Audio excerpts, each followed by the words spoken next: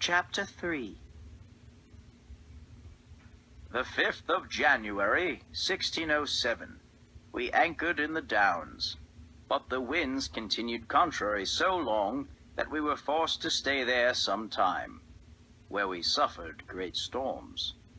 Master George Percy, Observations. I rub my eyes and blink in the dim light of the 'tween deck. The ship pitches and rolls. I only know it's morning because of the bit of light that peeks in around the gun ports and the closed hatch, and because the roosters and hens down in the hold know, and they have started a racket. The 'tween deck reminds me of the root cellar at the orphanage, with its close walls and ceiling.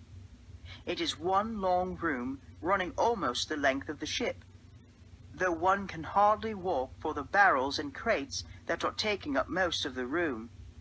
At first, a few of the gentlemen hung pieces of cloth to make partitions, since they thought they deserved some privacy, but those have all come down now in favor of setting up crates as card tables and barrels as sitting stools for their card games.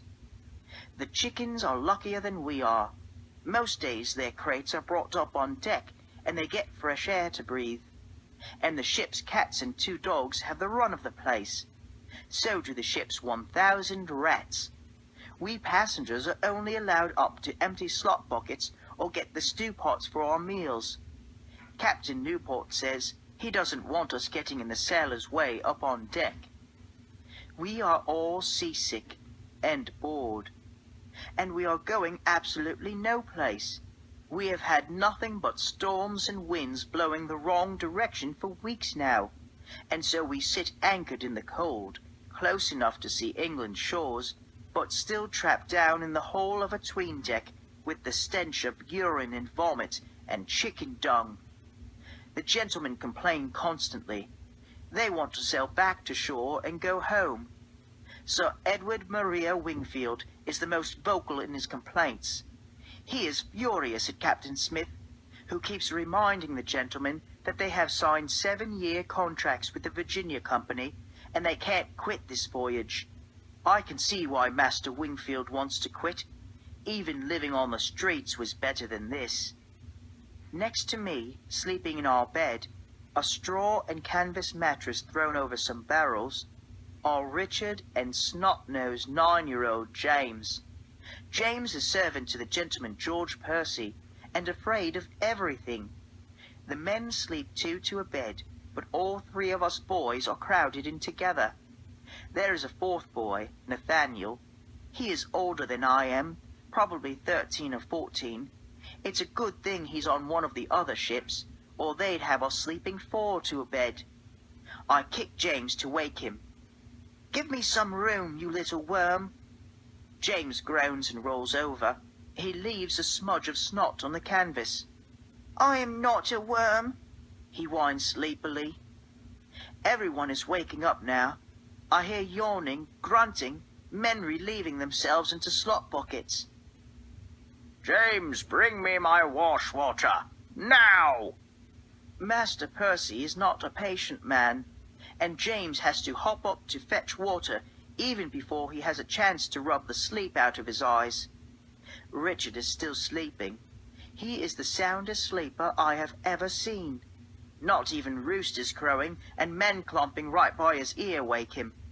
But Reverend Hunt is very ill with the seasickness, and he will need help.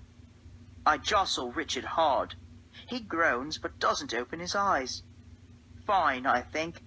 Let him get a lecture on slothfulness from Reverend Hunt. James and Richard have become good friends to each other, even though James is a gentleman's son and Richard is a commoner. They are not my friends, though. I have kept my distance from them and from everyone else aboard the Susan Constant. Instead of trying to decipher which of the men are to be trusted and which are not, I have made it simple for myself. Trust no one. It is a philosophy that worked for me in the poorhouse, on the streets of London, and at the orphanage. I see no reason to change. Captain Smith has not beat me yet. He does not seem inclined to, but you never can tell. There is not much required of me aboard ship, just to bring him his wash-water in the morning and empty the slop buckets we all use. There is not much for any of us to do. That is why there is so much time for the bubbling up of discontent. And today is the day it boils over. "I have had enough," Master Wingfield announces. "The food is monotonous and salty, the commoners stink, and the storms will not cease. We will sail back to London at once. Who is with me?" "Oi!"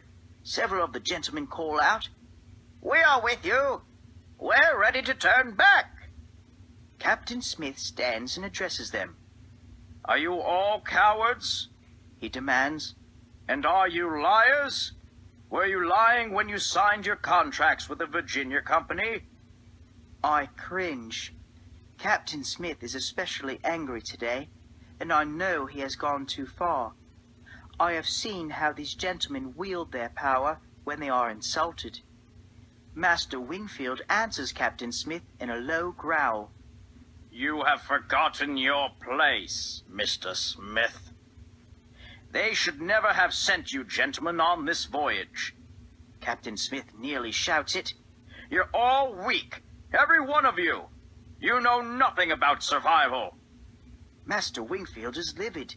I think he is about to thrash Captain Smith. I would like to see a fight, but Reverend Hunt steps in. Sick as he is, Reverend Hunt calms Master Wingfield down and talks about how God wants us to bring Christianity to the New World. He somehow makes a fragile peace, somehow convinces the gentlemen to wait just a little longer for an east wind. But I know there is no peace inside Master Wingfield. I know it is only a matter of time before he strikes. It will not be with his fists as we commoners do. It will be with his power, and it will be worse than fists.